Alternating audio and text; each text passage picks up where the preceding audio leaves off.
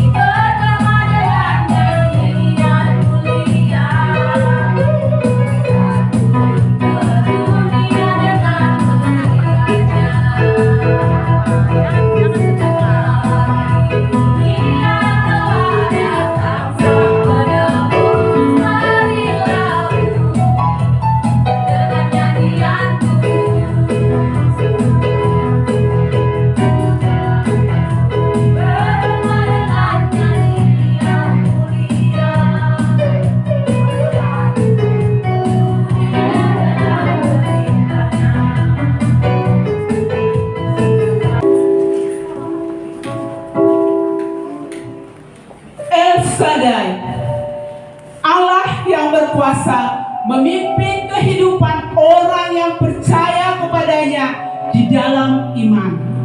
Aku mau hidup oleh iman, mempercayai Allah yang tidak kelihatan, mentaati pemimpin rohani, hidup rukun sesama anggota jemaat yang adalah anggota tubuh Kristus, sehingga keselamatan menjadi milikku, sukacitaku melimpah, damai sejahtera melingkupiku dan keluargaku, serta kemenangan yang berasal dari kelahiran Yesus Kristus yang menjadi warisanku. Amin.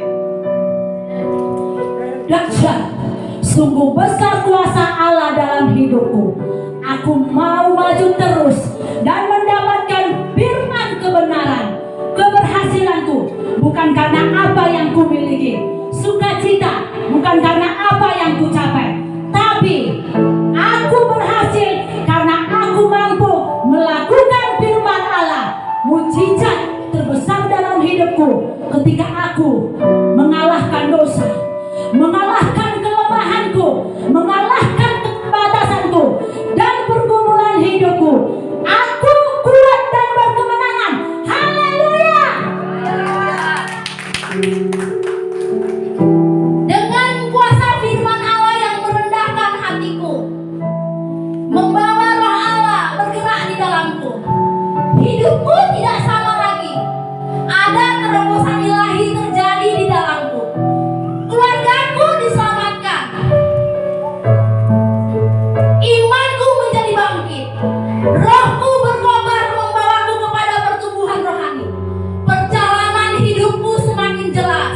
Aku hidup seperti pohon ara, semakin kuat, semakin segar, kokoh tak terkalahkan, sampai aku berhasil menghasilkan buah dan menjadi berkat bagi banyak generasi. Amin. Terpujilah Tuhan. Yesus lahir membawa kuasa. Yesus lahir membawa kemenangan. Allah ada di pihakku. Allah ada bersamaku. Allah hidup di dalamku. Rohnya bergerak membawaku pada realita Allah. Aku bukan lagi hidup ditentukan oleh situasiku, oleh keadaanku, oleh emosiku, tapi oleh apa kata Allah. Jiwaku berharga, hatiku dinantikan oleh Tuhan. Aku mau terus menjaga hatiku, memelihara hatiku untuk dipenuhi roh dan firman. Haleluya.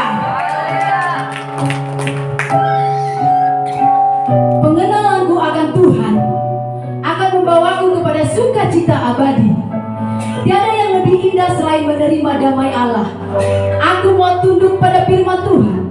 Aku mau fokus mengejar kebenaran, karena itu takdir hidupku. Aku bisa menjadi pribadi yang kuat. Aku bisa menjadi pribadi yang luar biasa di dalam Tuhan, tak tergoncangkan oleh angin ribut dunia. Aku menjadi pilihan Allah. Aku bisa menjadi pilihan Tuhan untuk melakukan perkara-perkara yang besar, menjadi saksi Kristus, memancarkan terang dan karakter ilahi. Amin. Kekuatanku, kekuatanku hanya dalam hadiratmu, Yesusku. Hanya Kaulah segalanya.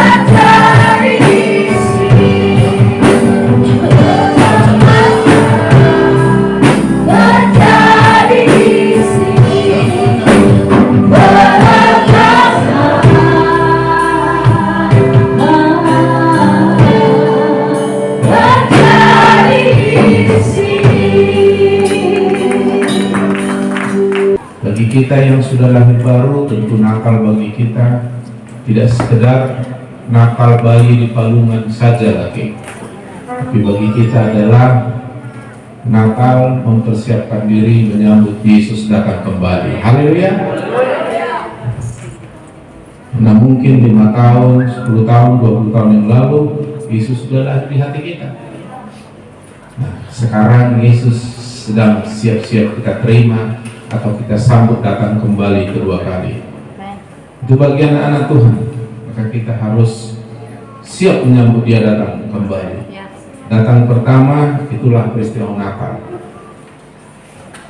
Kedatangan 2 kali itu peristiwa yang lebih dahsyat lagi. Sesuai dengan tema kita, berjalan bersama Allah. Haleluya. Haleluya.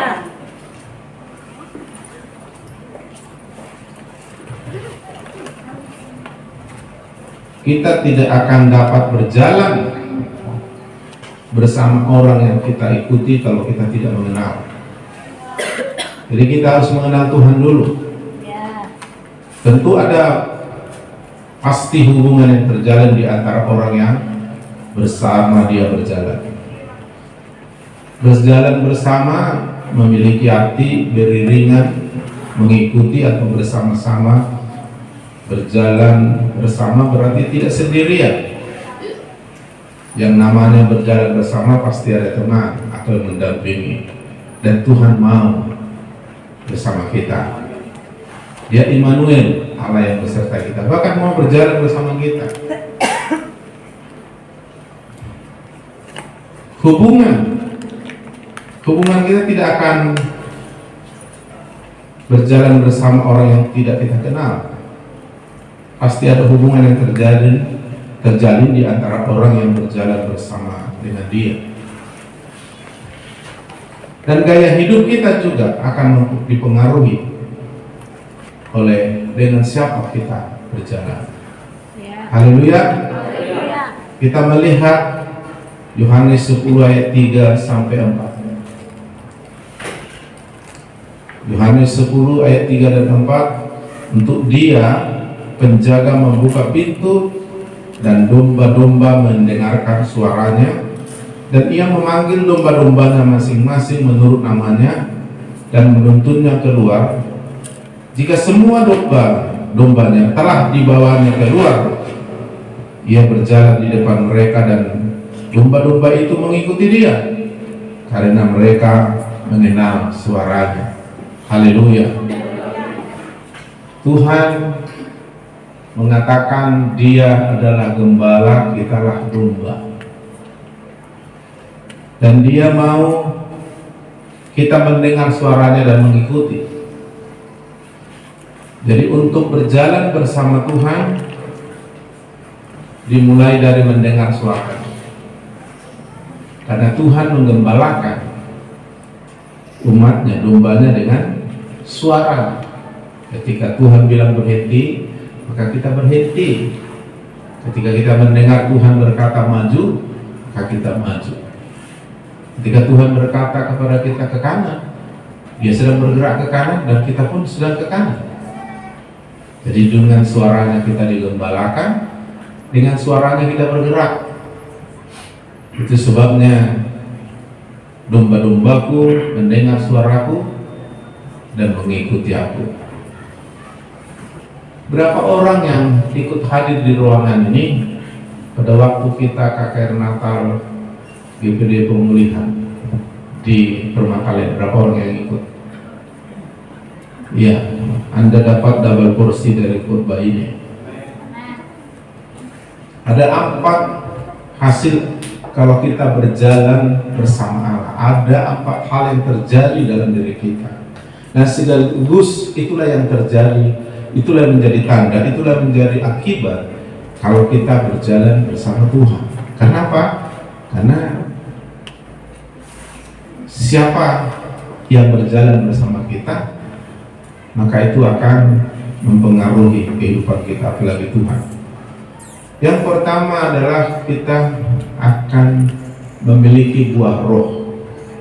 Apa saudaraku? Buah roh. Buah roh lahir dari persekutuan kita dengan Tuhan.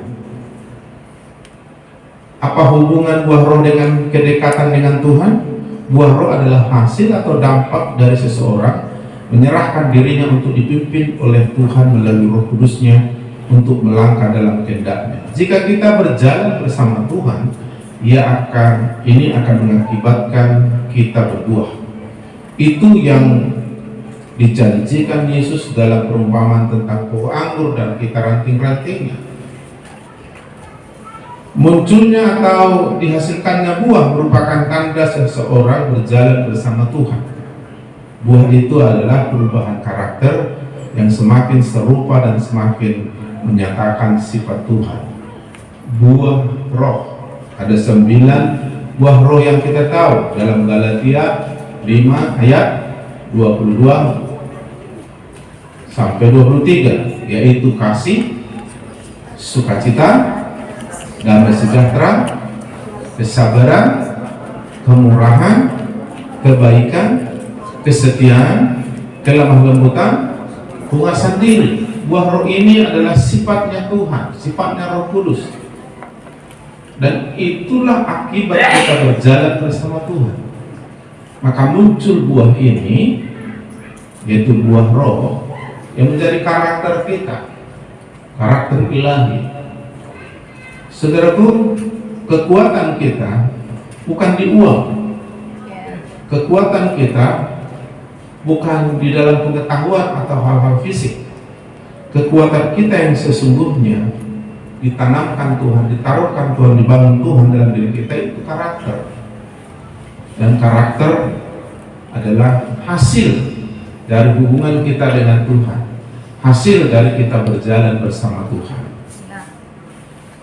Kelemahan dan membuat kita sering jatuh bukan karena hebatnya iblis, bukan. Dan bukan juga karena kurangnya kita punya IQ atau hal-hal dunia, tapi tidak terbentuknya, tidak dihasilkannya, tidak nampaknya buah roh atau karakter. Contoh, kalau kita tidak memiliki karakter seperti Tuhan yaitu kasih, maka gampang kita tersinggung, sulit kita tersunting. Kan dua hal sama-sama tunggu ada end game, kan? Sulit kita mengampuni, murahnya kita terluka dan sakit hati. Ya, susahnya kita menerima orang apa adanya, dan membuat kita terus bertumbuh dalam kesombongan, ketinggian hati.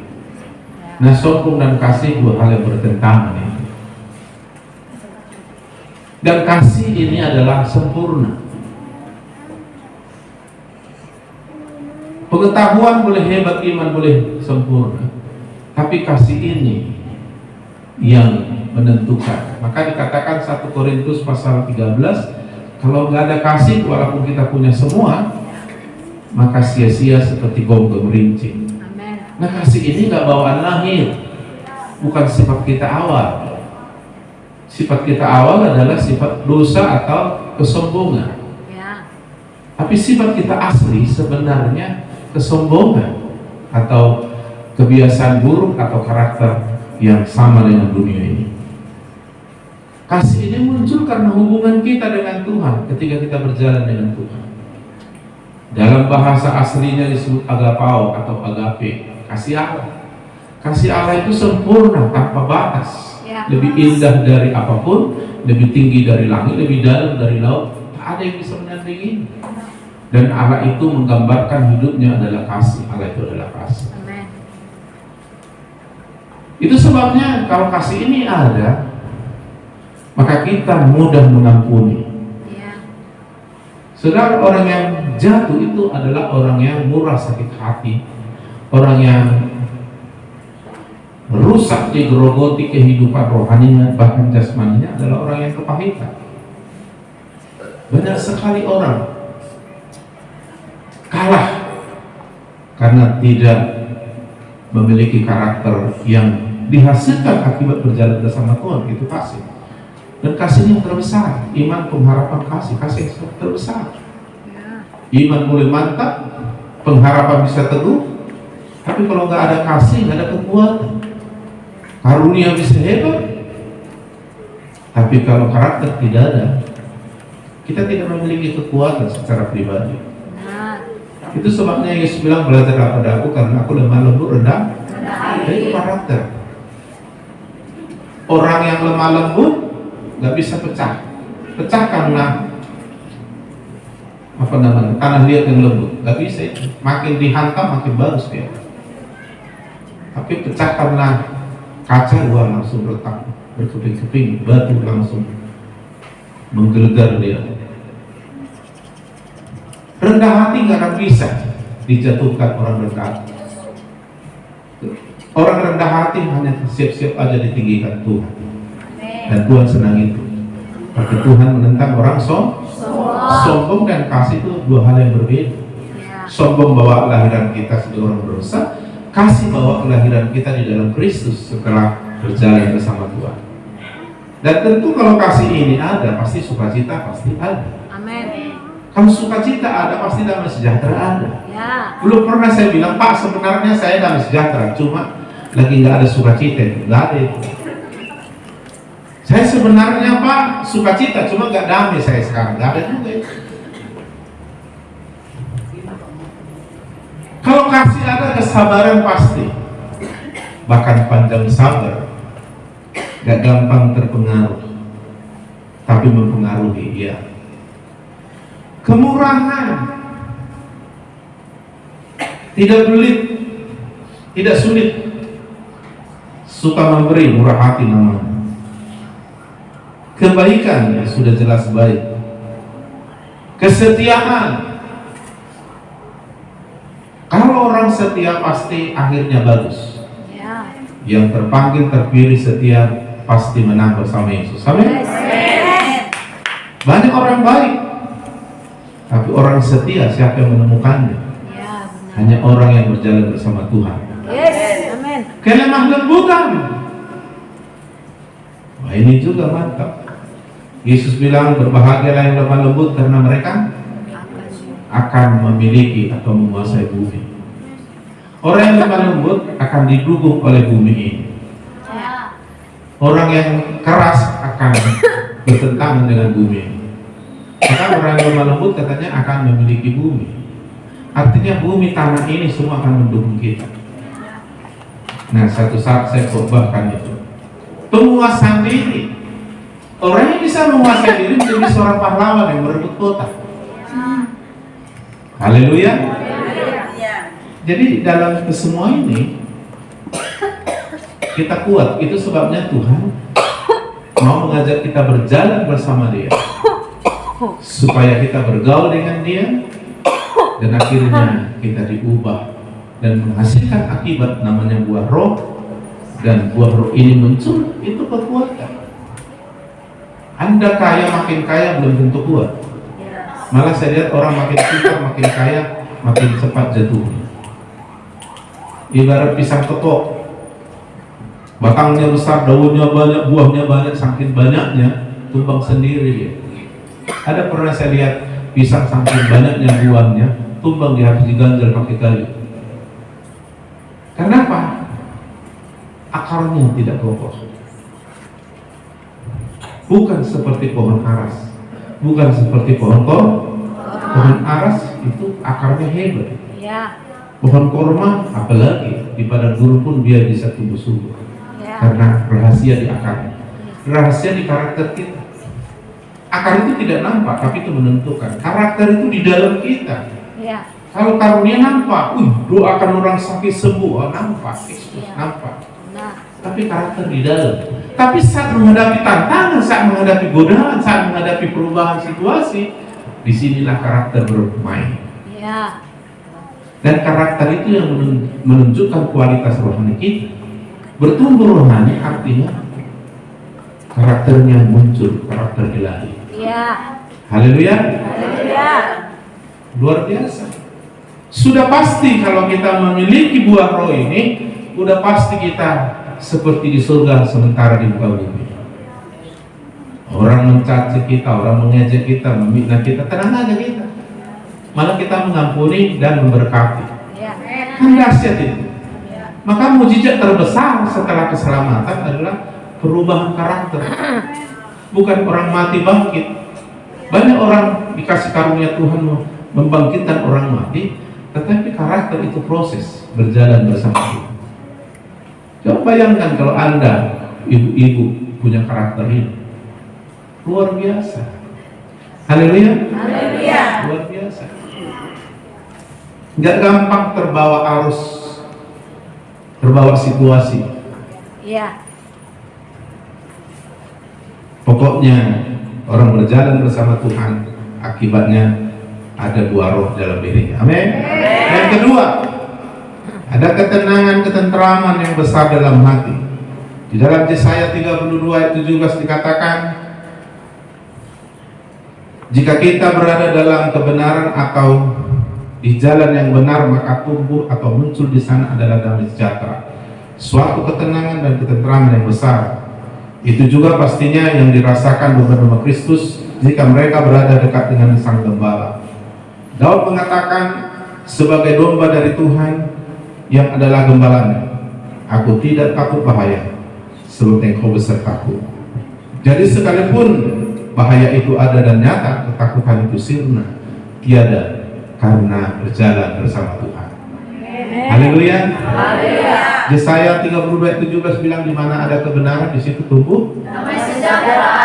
Yesus itulah damai sejahtera. Dia Raja Sang Damai, Raja Damai. Berjalan bersama Dia, tidak ada ketakutan, yang ada Iya. ketenangan, ketentraman. Haleluya. Haleluya. Digambarkan Yesus Raja Damai.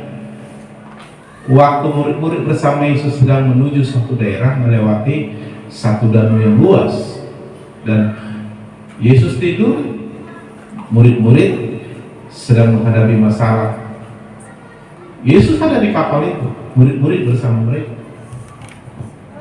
Datang topan badai yang menghantam. Mereka berusaha dengan kemampuan mereka, karena mereka adalah seorang berpengalaman di laut, karena nelayan kebanyakan murid Yesus. Mereka berusaha, apa yang terjadi? Semua kemampuan, pengalaman, tenaga mereka untuk menghadapi tantangan badai topan di tengah mereka berperahu, gak bisa lagi. Artinya mereka menyerah. Lalu mereka sadar Yesus ada di situ bersama mereka, hanya berbeda situasinya. Iya. Mereka panik, takut, tak berdaya. Yesus tidur di buritan.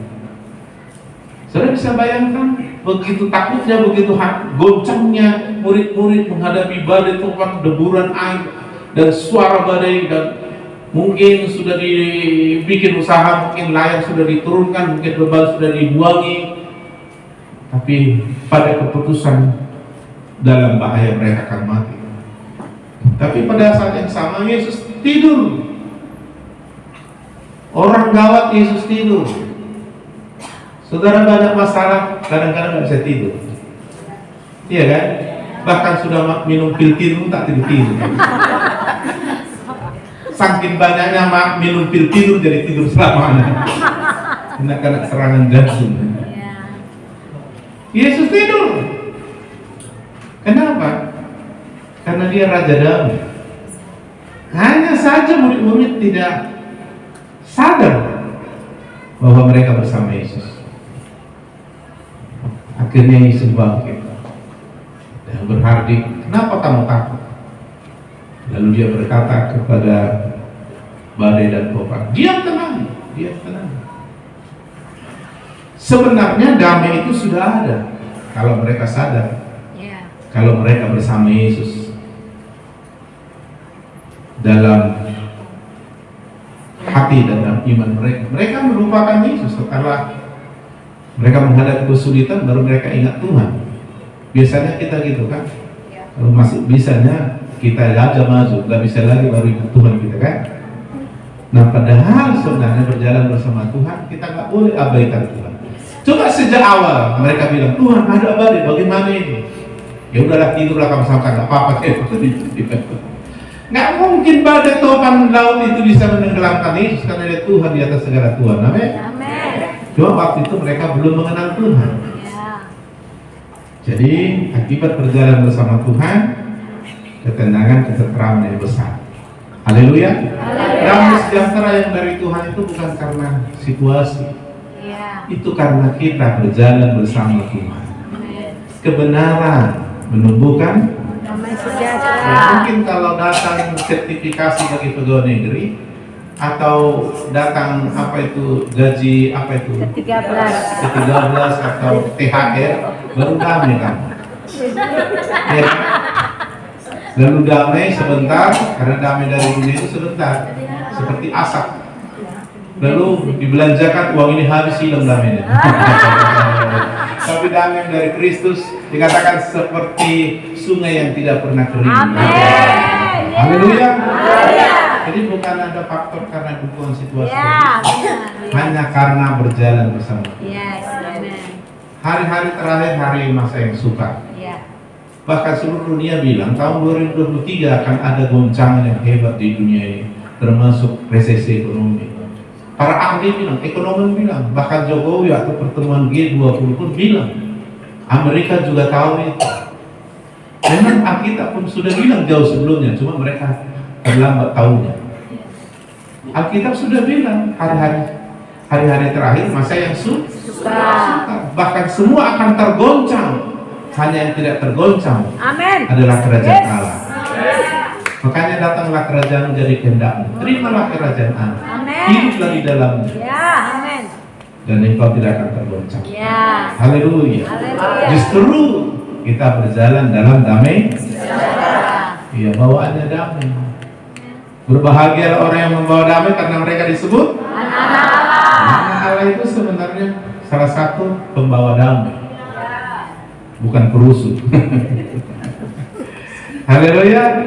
Karena Yesus dikenal sebagai Raja Damai. Amin. Jadi kalau ada nggak membawa damai, yaitu dia belum berjalan bersama Tuhan. Yang ketiga akibatnya adalah kita di jalan yang terang. Di dalam Amsal 4 ayat 18, jalan hidup orang benar itu seperti cahaya yang fajar yang kian terang sampai serupa terik tengah hari atau remang tengah hari. Inilah tanda yang lain bahwa kita sedang berjalan bersama Tuhan. Jalan hidup kita jadi terang, maksudnya semakin hari semakin jelas kemana kita harus pergi dan kita tuju kemana. Semakin tersingkap jalan yang harus kita lalui bersama Tuhan. Hidup kita tidak dipenuhi pertanyaan tanpa jawaban atau masalah tanpa solusi. Bersama Tuhan semuanya kian jelas dan terang. Di dalam Dia kita akan menemukan makna hingga tujuan, keberadaan serta kehidupan kita selama di dunia ini sudah jelas. Firman-Mu pelita bagi kakiku, terang bagi orang yang berjalan dalam terang. Tahu dia ini jalan menuju jurang, ini jalan yang bagus. Haleluya. Tidak akan tersesat, pasti berhasil, Amin. pasti menang. Ya. Ada solusi. Ya. Yesus berkata, akulah terang dunia. Barang siapa mengikut aku, ia tidak akan berjalan dalam kegelapan karena ia punya terang bagi hidupnya. Setiap orang yang tinggal dalam Kristus tidak berjalan dalam kegelapan. Maksudnya jelas, siapapun yang berjalan bersama Kristus akan dapat melihat jalan yang harus dia tempuh, tujuan yang harus dicapai, serta petunjuk untuk menjalani dan mencapai tujuan itu. Iya. Makanya kita bilang apa saja diperbuatnya Berhasil. dalam 2 Korintus 3:18 dalam terjemahan lama dikatakan, tetapi kita sekalian dengan muka tiada terselubung, membayangkan atau mencerminkan, merefleksikan kemuliaan Tuhan seperti suatu cermin muka dan berubah kepada serupa dengan itu dan kemuliaan kepada kemuliaan. Itu yang dikerjakan Roh dalam diri kita. Yang keempat, saudaraku, ketika kita berjalan bersama Tuhan, kita akan memiliki pikiran, perasaan, dan kehendak Kristus dalam diri kita. Karena dengan siapa kita bergaul, itu akan mempengaruhi kita. Maka dilarang kita bergaul dengan orang yang tidak baik. Ya. Karena pergaulan yang buruk Merusak kebiasaan yang baik. kalau bergaul dengan Tuhan, kita akan berubah. Ya. Karena Tuhan itu pengaruhnya hebat. Amin. Karena siapa yang kita ikuti atau berjalan bersama Dia, kita akan terpengaruh. Iya. Kita khususnya GPD Pemulihan IRC sudah belajar bagaimana hidup dalam roh. Itu artinya berjalan bersama Tuhan. Jadi kalau kita hidup dalam roh, maka saudaraku, itu artinya kita sedang berjalan dengan Tuhan. Kita akan memiliki perasaan pikiran yang terdapat juga dalam Kristus. Amin. Amin. Kita sering membaca, kita menjadi sama dengan siapa kita bergaul. Ada pula yang mengatakan bahwa kita akan menjadi serupa dengan apa yang kita kagumi atau yang kita sembah. Itu prinsip yang sudah terbukti benar. Tokoh idola kita pada akhirnya memberikan pengaruh kepada pikiran, perasaan, kehendak kita. Kita menjadi serupa dengan orang yang kita idolakan atau hargai karena tanpa sadar maupun tidak kita mengidentifikasikan diri kita dengan panutan kita. Saudara yang dikasihi Tuhan, pola ini juga diberikan Tuhan kepada gereja. Kita nggak boleh hanya berkata cukup percaya kepada Tuhan, itu belum. Tapi Tuhan bilang juga percaya kepada nabi-nabi yang diutusnya. Kata nabi yang diutusnya adalah orang yang diutus dalam hidupnya yang memimpin kau dalam Tuhan. Karena kita tidak bisa hidup sendiri. Kita harus bersama Tuhan.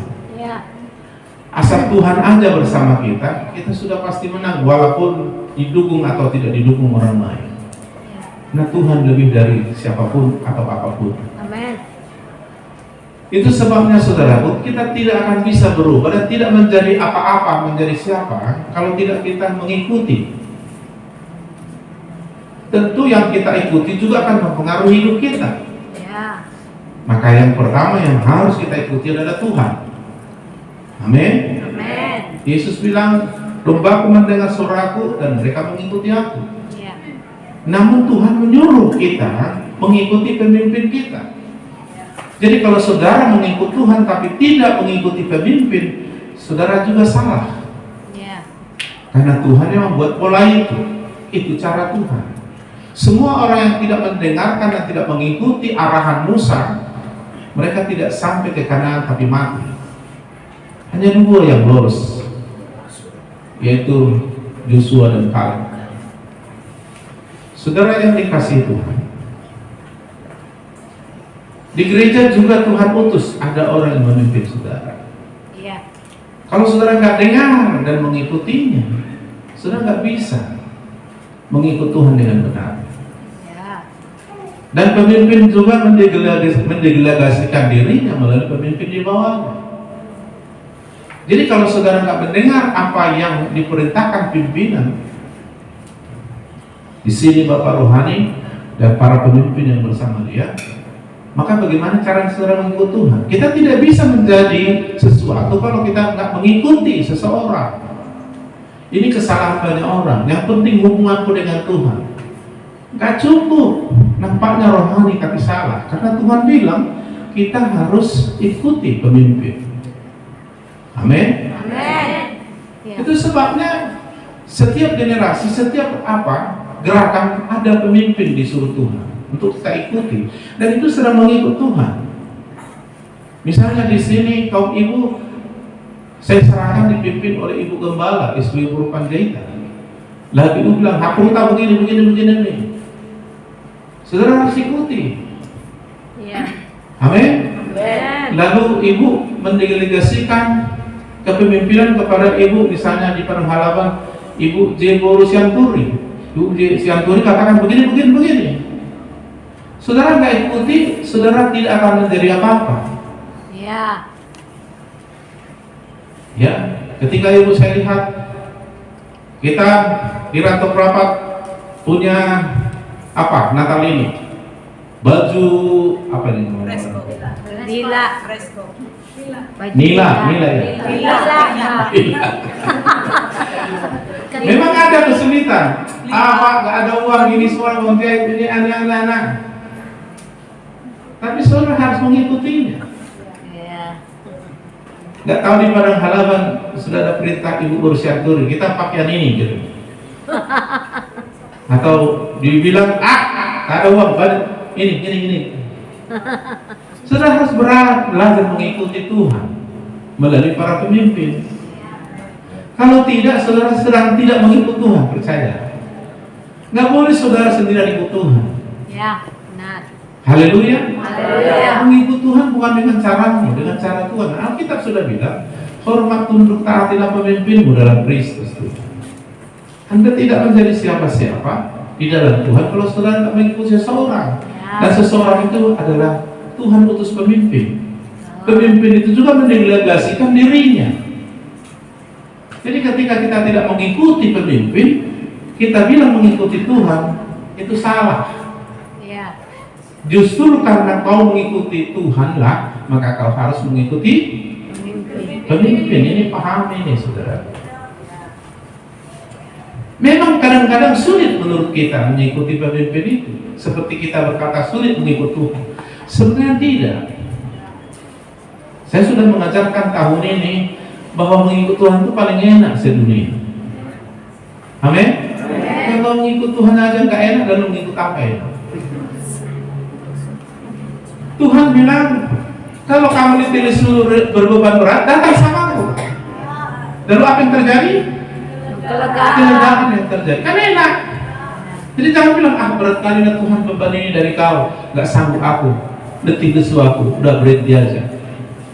Itu salah, itu terbalik itu prinsipnya. Pikulah yang kupasangkan. Artinya Tuhan kasih perintah, Tuhan kasih beban untuk kita lakukan, kita bawa. Salib di sana. Tapi belajarlah padaku, Sebab aku karena aku lemah. lemah lembut, maka jiwamu akan stres. Karena banyak anak Tuhan, pelayan Tuhan stres melayani.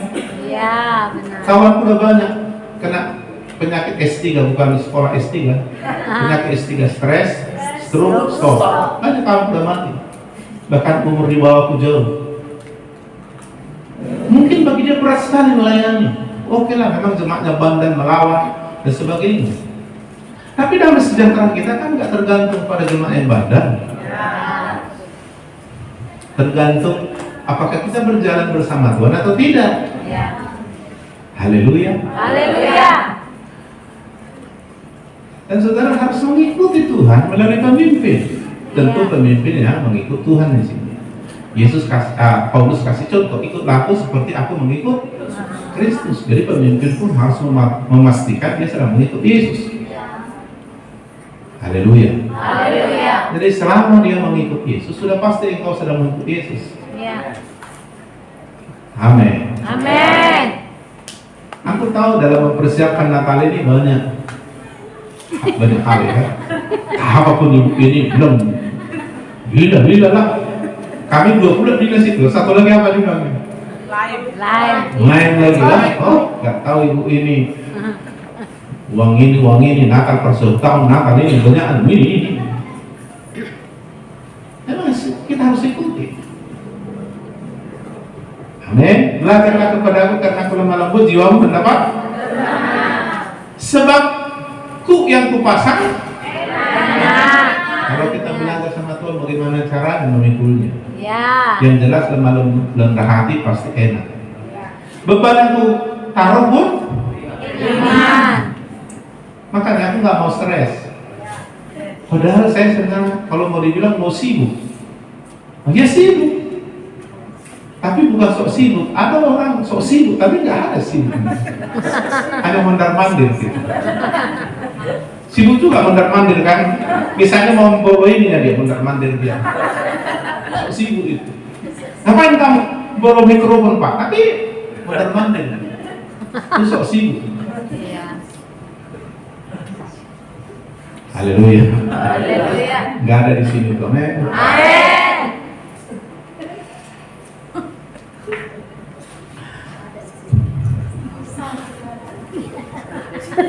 Kita telah sering membaca bahwa kita menjadi sama dengan siapa kita bergaul. Ada pula yang mengatakan bahwa kita akan menjadi serupa dengan apa yang kita kagumi, sembah, yang kita idolakan. Karena kita akan meniru tanpa sadar, kita akan diubah oleh orang-orang atau sesuatu yang kita ikuti atau kepada siapa kita bergaul. Ya. Yang jelas kalau kita bergaul dengan Tuhan sudah pasti kita berubah menjadi seperti Tuhan. Perubahan itu nampak dalam pikiran, perasaan, kehendak kita. Saya bisa menjadi hamba Tuhan, mengasihi dia jiwa, itu bukan karena orang yang menyuruh dan memberitahu. Itu karena saya bergaul dengan Tuhan.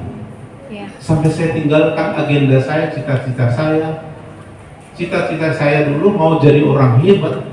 Maka untuk jadi orang hebat saya harus pintar, saya harus masuk ITB, saya harus teknik mesin ITB, dan saya harus mengambil karir, dan saya belajar jam 8 malam sampai jam 4 pagi selama setahun.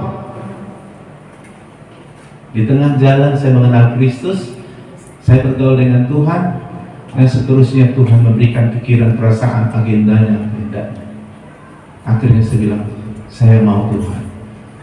Walaupun keadaan tidak mendukung waktu itu, karena tiba-tiba orang tua saya marah-marah karena dianggapnya saya sudah gila. Masuk karismatik lagi, padahal saya kan bukan karismatik awalnya keluarga. Tapi saya damai sejahtera meskipun menghadapi badai. Karena waktu saya bertobat, gak ada yang mendukung saya dan orang tua keluarga besar, enggak, malah menantang. Sampai saya tidak dikasih sejak hari itu uang lagi dan tidak didukung dalam segala hal. Kalau tidak mengikuti perintah orang tua, yang saya tahu perintah itu akan menggagalkan saya mengikut Tuhan. Jadi saya harus lebih mengasihi Tuhan, tapi tidak membenci orang tua. Dan akhirnya saudaraku, walaupun dalam kondisi seperti itu, saya tidak kehilangan damai sejahtera. Maka saya bilang damai sejahtera kita itu tidak tergantung dari situasimu, tergantung dengan engkau berjalan bersama Tuhan atau tidak. Karena Tuhan adalah kebenaran, firman adalah kebenaran, itulah yang menumbuhkan damai, ada penyebab damai sejahtera kita. Dan saya memiliki pikiran perasaan, akhirnya saya mulai terlibat lebih dalam. Akhirnya saya berdoa, masuk kami 2 syafaat, masuk 2 semalaman. Akhirnya Tuhan taruhkan perasaan, pikiran, kehendaknya. Lalu saya menjerit, meraung-raung, mendoakan Sumatera Utara, dan saya berkata, utus saya ke Sumatera Utara. Dan saya masuk sekolah kitab, dan saya berikan hidup saya. Kenapa? Karena saya bergaul dengan Tuhan dan mengubah pikiran, perasaan, kehendak saya. Amin. Bagaimana caranya kita berjalan bersama Tuhan? Yang pertama, kita mendengar suaranya. Tadi dikatakan di Alkitab Yohanes 10 ayat 3-4, untuk dia penjaga membuka pintu dan domba-domba mendengarkan suaranya, dan ia memanggil domba-dombanya masing-masing menurut namanya dan menuntutnya keluar. Jika semua dombanya telah dibawanya keluar, ia berjalan di depan mereka dan domba-domba itu mengikuti dia karena mereka mengenal suaranya. Haleluya. Tuhan bicara dan kita mengikuti. Jadi kita berjalan bersama Tuhan dengan cara mendengar suaranya lalu mengikutinya.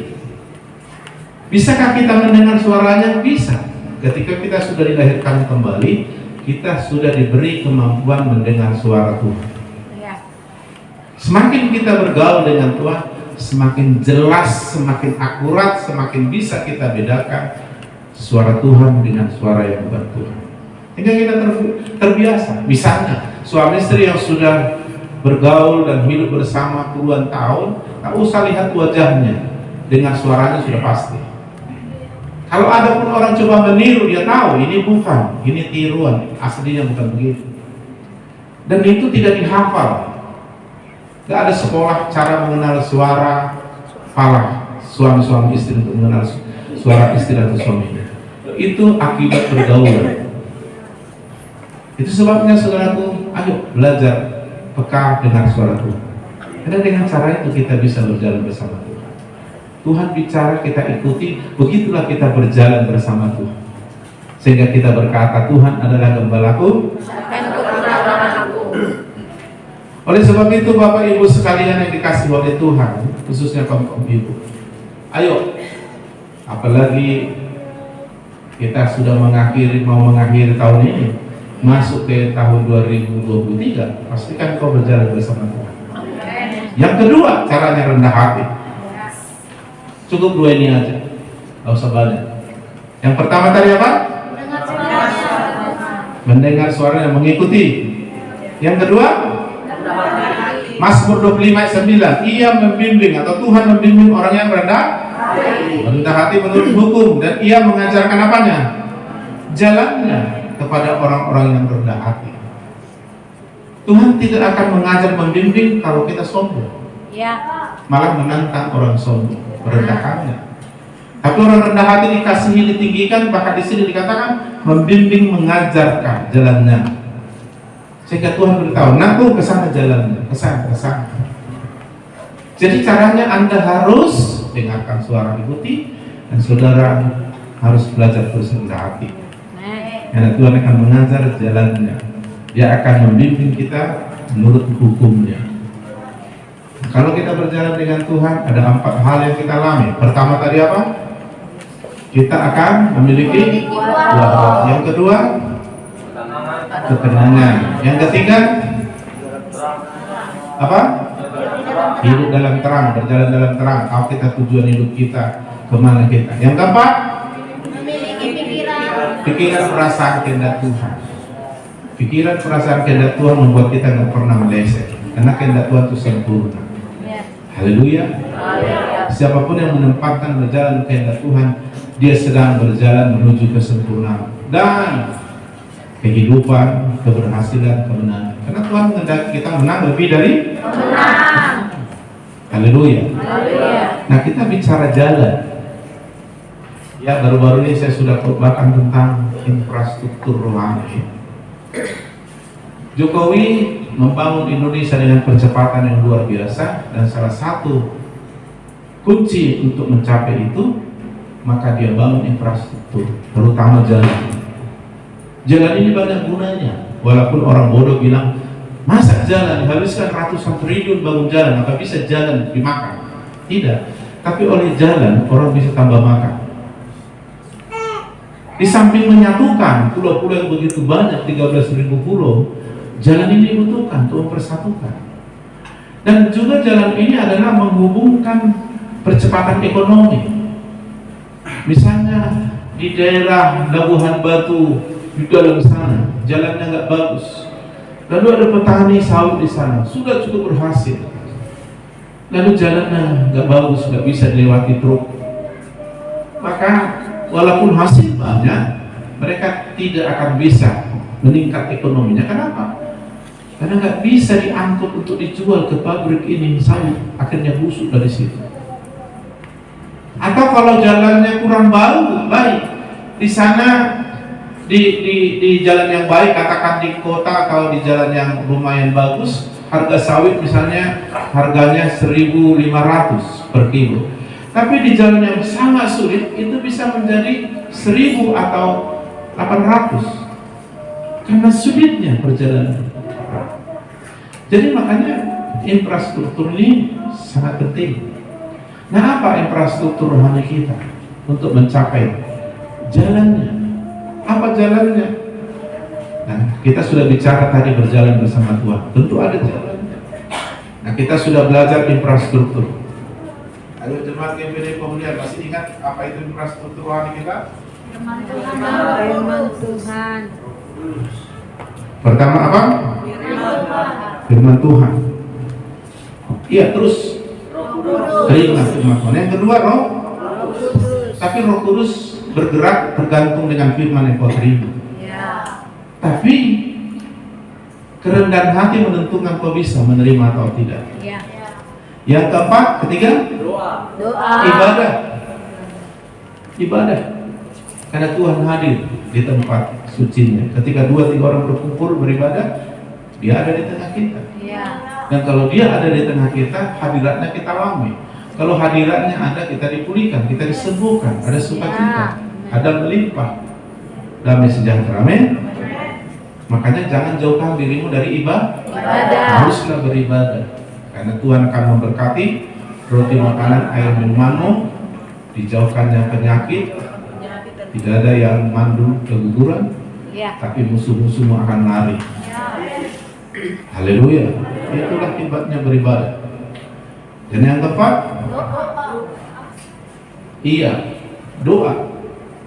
doa infrastruktur. Maka ibu-ibu daripada banyak gosip atau mereka banyak doa. Karena mereka gosip infrastruktur menuju kehancuran. Haleluya. Kalau masih kurang, banyak memberitakan Injil. Kenapa haprutan atau komsel bubar? Nah itu tadi, nggak dibangun infrastruktur rohani. Komselnya kaku, firman Tuhannya sedikit, orangnya kaku menyampaikan firman, lalu amin, sediakan kopi, teh manis, kue, lalu ngobrolnya 3 jam. Dan bukan firman. Kira-kira apa yang diomongin kalau bukan firman? Teringatnya Eda, tapi jangan kasih tahu sama orang ya. Siang itu gini-gini kuliah, kayak mana menurut Eda? Iya, memang mau kuliah juga, 3 jam sebenarnya. Sampai tamu teh manis. Agak hancur itu komsel. Tuhan gak hadir di situ. Anda sedang membangun infrastruktur menuju kehancuran. Jadi kerugian yang baru. Makanya ada orang bilang, makin beribadah, makin rusaknya lebih bagus tarik beribadah. Kan udah gawat ya. Lebih bagus tidak beribadah daripada ibadah. Iya juga memang. Kalau beribadah yang model ginian, ya ngapain kan? Haleluya. Bahasanya hapruta, memiliki teman sahabat dalam Kristus, berpusat pada Yesus dan firman. Tetapinya ini dia. Ayo, tinggalkan itu. Amin. Kita bangun infrastruktur rohani. Doa. Kalau kurang doa, kasih beritakan firman. Amin. Amin. Memang saya tahu secara psikologis ibu-ibu kalau nggak ngomong minimal 7.000 satu hari perkataan, agak sesak napas itu. Stres dia. Mesti ada 7.000 kata harus keluar dalam 24 jam. Makanya daripada itu lampiaskan aja kepada doa atau memuji Tuhan atau dihaprutan sharing firman supaya tergenapi 7.000 kata itu. Kalau enggak nanti akhirnya gosip. Iya kan? Nah ini terjadi masalah di gereja. Iblis bekerja di sana, tapi dalam kebenaran Roh Kudus bekerja. Kalau Roh Kudus bekerja, ada kemerdekaan, ada mujizat, ada damai. Ayo haprutan dibangunnya seperti itu. Nah, saya lihat deklarasi yang Anda sampaikan tadi dari kaum ibu itu sebenarnya khotbah saya Anda deklarasikan. Tahun depan tangkap juga tahun 2023 apa yang saya khotbahkan, tangkap dalam hidupmu, mari deklarasikan di sini. Amin. Daripada yang lain-lain kau deklarasikan. Iya, saya ngerti 7.000 kata ini kalau nggak dilampiaskan stres nih. Apalagi suaminya pendiam kan. Pak, begini-begini, mau kemana ini kan? Pak salah dia cari temannya, mana? Iya, kalau teman ini yang bagus kan? Kalau yang tukang gosip, ya habis kan? Keluar 7.000 gosip ini kan? 7.000. Yang dibangun bukan infrastruktur rohani, yang dibangun justru kehancuran. Sempat disampaikan pula yang kita bilang ini kan kadang-kadang teman ini mau mengkhianat kan? Disampaikan tidak ya dalam kisah atau kami haprutan yang lalu kau diceritain begini, siapa bilang sih begini, yang ini pun gak buat pula sakit hati deh. Nah gitu ya, percuma ya kamu haprutan pengen menggosip aku ya Pak.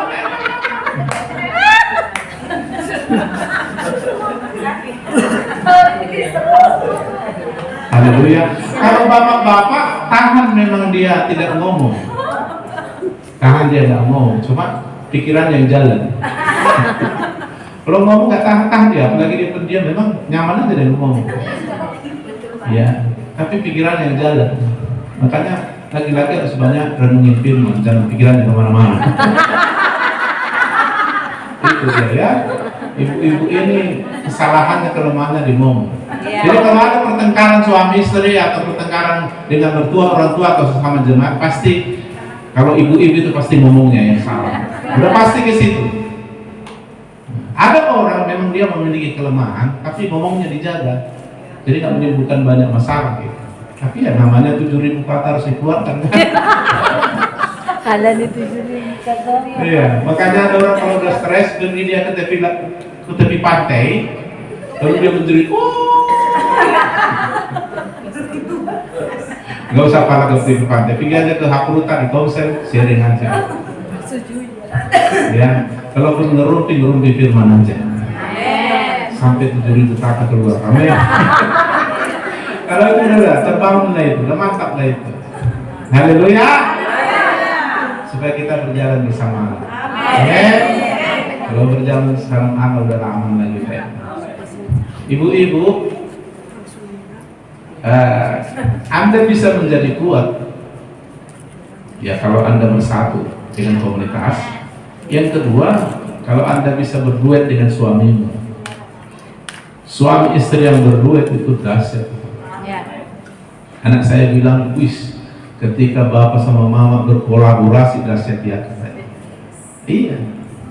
Dan saya temukan kalau kami ada masalah di hati, apalagi sampai bertengkar, berkat kami stop.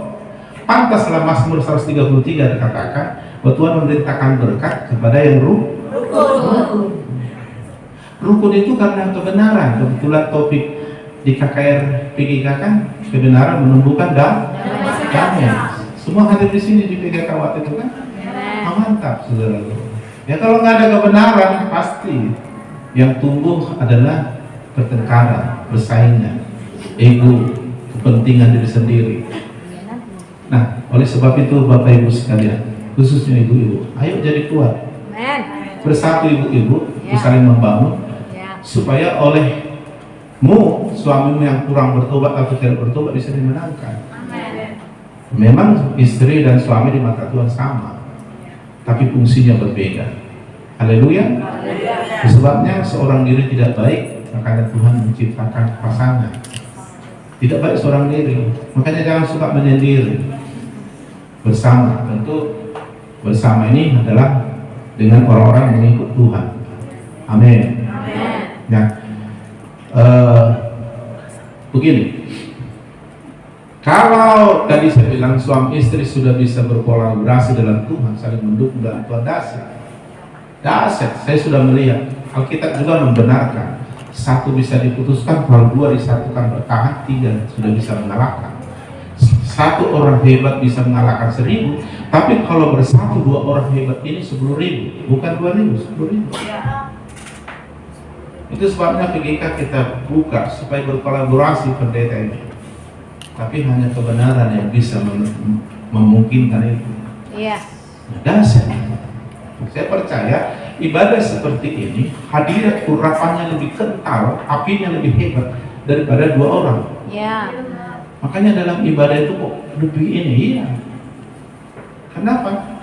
Karena kalau satu api yang menyala, satu kayu yang menyala itu masih sedikit, tapi kalau 1.000 itu udah kobaran. Itu gunanya kita bersama-sama. Haleluya. Nah, kembali saya ceritakan, ada judul khotbah saya bagaimana si pria lepas dari kutuk kaum Hawa, kaum Adam dan Hawa. Nanti satu ketika saya sampaikan. Ya. Begini, ya. Ketika ibu-ibu ini dipulihkan, maka langsung pengaruhnya ke suami. Tanpa perkataan suami dimenangkan oleh kelakuan istrinya. Dan kalau sempat suami dimenangkan dan berjalan bersama Tuhan, itu dahsyat. Dan Anda akan mewariskan warisan rohani ke anak cucumu minimal 4 generasi. Saya kasih contoh, Abraham, bapak orang beriman mentaati Tuhan. 4 generasi kan? Abraham, Ishak, Yakub, Israel. Jadi apa yang dialami bangsa Israel itu akibat nenek moyangnya, optimisme Abraham. Luar biasa. Itu sebabnya, ayo ibu-ibu bangkit. Terus di Kejadian, siapa yang duluan jatuh? Si Hawa. Kenapa si Hawa jatuh? Karena dia berjalan tidak menurut arahan suaminya. Artinya, malah suaminya pun tidak betul-betul bertanggung jawab untuk mengambil alih kepemimpinan. Ya, akhirnya malah begitu dimakan buah itu dikasih sama suaminya pun ikut-ikutan. Begitu diminta pertanggungjawaban, suaminya mengelak, ini gara-gara perempuan katanya. Jadi perempuan pun tak mau disalahkan, ditanya juga sama Tuhan, kenapa Hawa? Ini gara-gara ular katanya. Ya nggak usah ditanya ular, memang itu kerjaan. Nah, dan akibatnya saudara, apa yang terjadi kan? Kehancuran bumi dan generasinya, sehingga adik abang Kain Habel pun membunuh, kerusakan. Nah, sehingga muncullah khotbah keluargaku adalah surgaku di bumi. Nah, kalau sudah surga, mana ada yang kurang lagi kan? Haleluya.